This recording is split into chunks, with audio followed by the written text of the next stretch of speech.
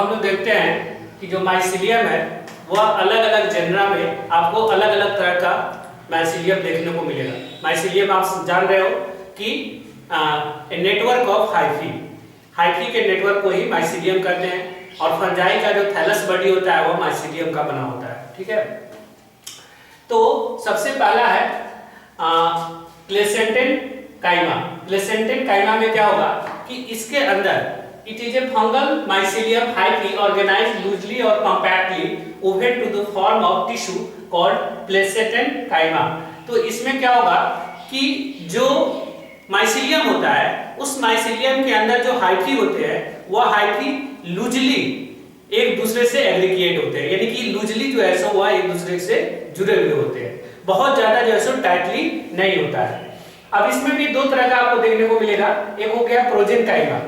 In this fungal tissue, hyphae are loosely interwoven, looking more or less parallel to each other. यहाँ देखिए, ये जो है सो क्या है, हाइफी है, ये हाइफी है, हाइफी है ना। तो आप इसमें इतना लूजली है और ये सभी एक दूसरे के पैरेलल में जो है सो अरेंज है।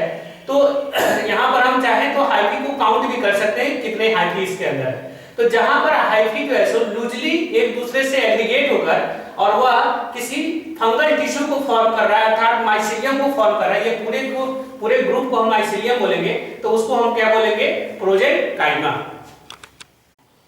दूसरा है सूडो पैरेन्काइमा। तो सूडो का मतलब होता है फॉल्स, यानी कि जहां पर जो है सो ये वास्तव में ये होता नहीं है लेकिन वैसा दिखता है ना। तो in this fungal tissue hyphae are compactly interwoven looking like a parenchyma in cross section। तो यहाँ पर देखिए, यहाँ पे जो ये हाइफी है, ये इसका क्रॉस सेक्शन है, तो ये सब जो है ना हाइफी है। तो ये सारे हाइफी जो है ना ये एक दूसरे से लूजली जो है सो पैक्ड है, लेकिन आपको बाहर से दिखने में लगेगा कि ये बहुत ज्यादा एक दूसरे के कॉम्पैक्ट है ना, बहुत मतलब कि जटिलता के साथ एक दूसरे के जुड़े हुए, लेकिन वास्तव में वैसा होता नहीं है वो। तो इसीलिए इसको कहा गया है सूडो पैरेन्काइमा। दूसरा है स्क्लेरोसिया। स्क्लेरोसिया में क्या होता है, these are hard dormant bodies consist of compact hyphae. मतलब जब अनफेवरेबल कंडीशन रहता है तो अनफेवरेबल कंडीशन में ये जो माइसीलियम है, ये माइसीलियम के बाहर यानी कि हाइफी जो है ना एक बहुत ही मोटा जो है स्ट्रक्चर को फॉर्म कर लेता है।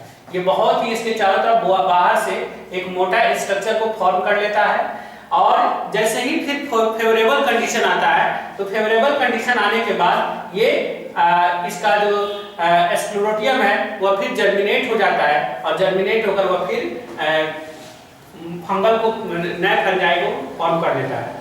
तो इस तरह का जो आपको स्ट्रक्चर आपको जो देखने को मिलता है वह है पेनिसिलियम। ये है राइजोमोर्फस।